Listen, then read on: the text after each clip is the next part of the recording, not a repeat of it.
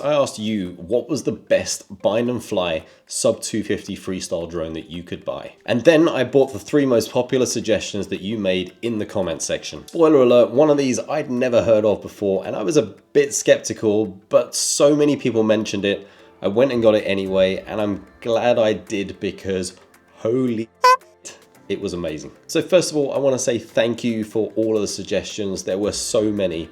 And unfortunately, because I'm buying these myself, I couldn't include all of them, but I think you'll like the ones that I did choose. Because sub 250 could be anything from this tiny whoop to this 3.5 inch beast and everything in between that. So sub 250 gram freestyle to me doesn't mean that it's under 250 grams and you can make it go pew pew pew pew.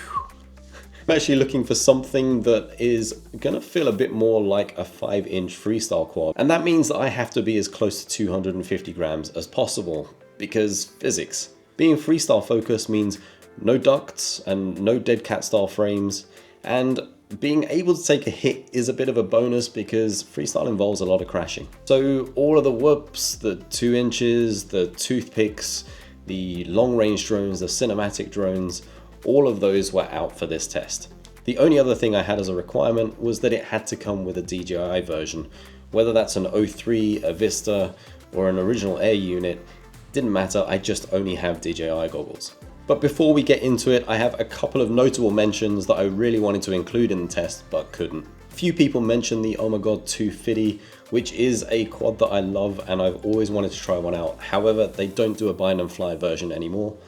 So I probably will build one of these in the future. A lot of you mentioned the AOS 3.5 and they do an Evo version with an O3 as well. So this could have been like quite a good quad to test. Now, I couldn't get hold of one of their bind and fly ones. Everything was on pre-order. And secondly, I couldn't work out what the actual weight was going to be of the quad. It doesn't give you a dry weight on any of the descriptions. So I couldn't figure out whether you can actually make this sub 250 or not. But let me know in the comments if you have one of those and you are running it sub 250. So let's get into your top 3 choices. All of these are 3.5-inch quads. They're all running 4S and 1404 motors. I'm doing these tests with an 850 battery on all of them, and that still makes them sub 250. None of the quads in this test have replaceable arms, and 2 of them are running a DJI Vista and 1 of them is running a DJI O3. I want to test these straight out of the box, so I'm running these with the tune and the rates that they came with. I didn't replace anything on these either, so they're all running the same style of prop that they came with. I've been flying these for the last few months. I didn't want to give you just an initial reaction to them, so I've been flying these quite a lot. So let's get into it. So this is the GEPRC Smart35, and a load of people mention this. There's been a ton of reviews on this of people raving about its performance and how it feels and everything else as well. My very first 5-inch quad is, just take this off. My very first 5-inch quad was this from GEPRC, which is the Mark V, and this is like a tiny version of this. So I was like really hopeful this is going to be like a pretty cool thing to fly. As soon as I took it out the box, I realized just how well built this thing is. It doesn't look like much. It looks like a tiny quad here, but for some reason it feels substantial. It feels really, really well built. I don't know if you can see this on there, but it's so well built. The soldering is pretty much perfect on there. It makes the soldering job on my home-built drones kind of questionable, to be honest. On the arms, it even has the little wire guards that the Mark V has as well, which is like an additional bonus, which is pretty cool. So flying wise, it's good. It's definitely not as aggressive as my 6S builds. It just flies nice, and to be completely honest, I was a little bit disappointed because I felt like I was missing some of the excitement in there. That's not to say that it's not enjoyable to fly, it is. It just felt like there was like an elastic band or something stopping it from flying as aggressively as it wanted to. So I tried using my rates with this just to see if it made it fly any different. I think the rates that come with the quad are going to be fine for most people, especially if you're like a beginner to this as well. I think playing about with those rates, if you already have something in mind that you're used to, really helps to open up this quad and actually allows it to perform like I think it should have done. It definitely feels lighter than my 3-inch build, so it doesn't have as much flingability, but it still feels pretty good. So I think if you want a freestyle quad that you can fly in smaller areas, or you're new to freestyle and you don't want to go as far as a 5-inch yet, the Smart35 is a really good option for you. Overall, it's pretty impressive. It's about $350 with a DJI Vista in it. And I do hope that they make an O3 version of this at some point in the future. This frame also looks like it has enough space to be upgraded to fit an O3 Air unit in there. I don't know if anyone's already done this or not, but that could be a neat project for the future as well. Next on the list is this, and I can't tell you how many people mentioned the Emax Babyhawk in the comments. It's got some kind of cult following. It's a bit like the CrossFit of the FPV community. And so many people mentioned the Babyhawk 2, and as I was about to get one of those, they released this, which is the O3 version. So I thought, why not? Let me get one of those instead. So this is about $500, which is expensive, but half of that cost goes into the O3 Air unit.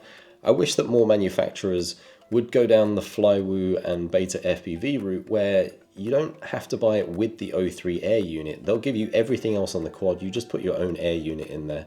Not only does it save on the upfront cost, it also saves on import costs if you're buying this from another country. And to be honest, I don't want to keep buying O3 Air units. I've got enough of them already. So straight out of the box, I can definitely feel the difference in the quality between this and the GEPRC Smart35. The Smart35 feels much better built. And that's not to say there's anything wrong with this, but the GEPRC just feels more substantial and more refined. The soldering on the GEPRC is pretty much perfect, whereas on this you have like wires kind of a bit long and they're all over the place a little bit as well. So it doesn't feel as neat and tidy. So the battery strap is in an odd place. I don't really know why they put it there. The pigtail that's kind of built in here at the front, when you go to plug your battery in, you have to kind of move it further back, but that means that the strap doesn't really secure the battery in the middle. And I know what you're thinking. You're probably thinking, well, just move the strap back. But it looks like the frame was actually made to hold the battery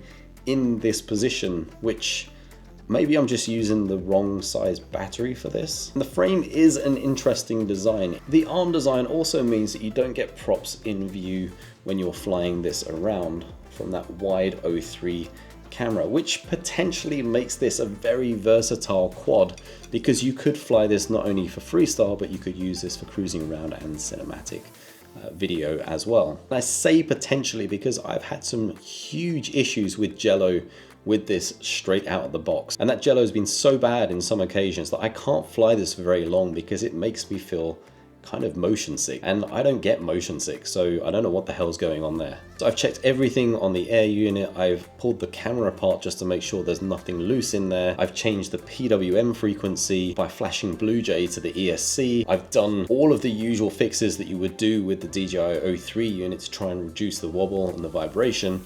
I've even added 3D printed dampers to that mezzanine level as well to try and isolate this a little bit more.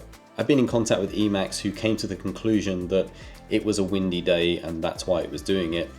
No, I've flown this in all conditions, from like a light breeze to literally no wind at all. And I've flown this back to back with the other two quads in this test, which didn't seem to be affected by it at all either. So I haven't seen any other YouTubers with the same issue. I haven't read anything about this on the forums either. So if anyone's got any other ideas of what I could do to try and reduce that, please let me know. So flight-wise, if we ignore the Jello, I can see why people love this thing. It is smooth, it is very controllable, and it is very forgiving as well. So it makes even the worst freestyle pilot, like me, look like I actually know what I'm doing. So yeah, it's really nice to fly, and I just wish my experience hadn't been ruined by this whole Jello and vibration thing that's happening. But otherwise, this would be a really versatile quad. You can take this, do some freestyle ripping with it in one moment. You can fly it around and get some cinematic shots the next moment as well. So yeah, it's a shame. I can't really recommend this as a bind and fly quad to buy at the moment because of the amount of time that I've spent troubleshooting this. And if you're looking at a $500 bind and fly quad, it's likely that you don't want to go through the troubleshooting, which is why you didn't build one in the first place. Last and by no means least, I have this, which is the crux35. This is a little left field and caught me by surprise. And if I think of the criteria that I said at the beginning of this video, this should not be part of that test. It looks more like a toothpick or a racing quad. Doesn't look or feel very durable with these thin arms, and it's very, very light. But so many of you mentioned this, and even when I voiced my concerns about it, I started to get messages on Instagram saying, please try it out, you'll love it. So I thought, what the hell, let me go and buy one. It is the lightest one on the test, and it's also the cheapest, coming in at around $250. This comes in a cool Happymodel shell case, and it's the only one that comes with the HQ 3.5-inch props in this test. When I pulled this out of the case, I got that worry about the durability again, just because it's so lightweight and these arms are super thin. However, as soon as I got this into the air, it literally blew my mind. I remember my first flight with this in detail. I figured I'll take a quick blip around the park just before I began testing with it. And as soon as I took off, I just thought it felt very precise and controlled. I'm not sure how to describe it, but I think with the Emax Babyhawk, it felt like it was forgiving enough that it would make me look like a good pilot. Whereas this was so precise and controlled that it made me become a better pilot. And I still can't put my finger on exactly why I love this so much. The camera is the worst in this test. The durability of this is definitely not as good as the other two, and I'm probably likely going to break this at some point in the near future. There's also not enough space in here to fit an O3, so I can't even upgrade this if I wanted to. There are so many reasons why I shouldn't like this, but I'm totally sold on it. This may not be for everyone, but I kind of love it. Now, I wouldn't recommend one of these if you're just starting out or you're flying serious bandos or anything like that. This will just break very, very quickly. What I will say is that every time I go out to fly, I keep picking this up and I keep wanting to fly this more and more. But if Happymodel, you are watching this, I hope you've got an O3 version in development for this, because something that flies this good with an O3 unit would just be like really perfect. I want to mention 3 more things on this as well. Like, firstly, the battery life on this lasted ages. I even got a flight that lasted about 8 minutes at one point, and I don't understand how that was possible. This was definitely the quietest one on the test, and that's not to say that the other two aren't quiet, but this was like super quiet. All of these are much quieter than my 6S builds, but this one was really quiet. You wouldn't even know that it was near you. And the final thing I want to mention is that the motors have these solder-free connectors. I don't know if you can see that on the video there, but you can basically unplug these if you have a problem with one of the motors, and then just plug another one in, bolt it onto the arm, and you're good to go again, completely solder-free. Although you'll have to find a 1404 motor with that style of connector. I think maybe Happymodel might be the only people that do them, I don't know. But yeah, I'm really happy that you guys pushed me to get one of these, because this has been so enjoyable and I love this thing a lot. So one thing I will say about these bind and flies is that they are all cheaper than the sub 250 gram FPV quads that I've built already. And I would say you get 80% of the joy without all of the pain that comes along with the building process, outside of the issues I'm having with the Babyhawk at the moment. So honestly, I don't think you can go wrong with the Smart35 or the crux35. Potentially in the future, if I manage to get this resolved, I might grow to love the Babyhawk as well. So just be aware that none of these have replaceable arms.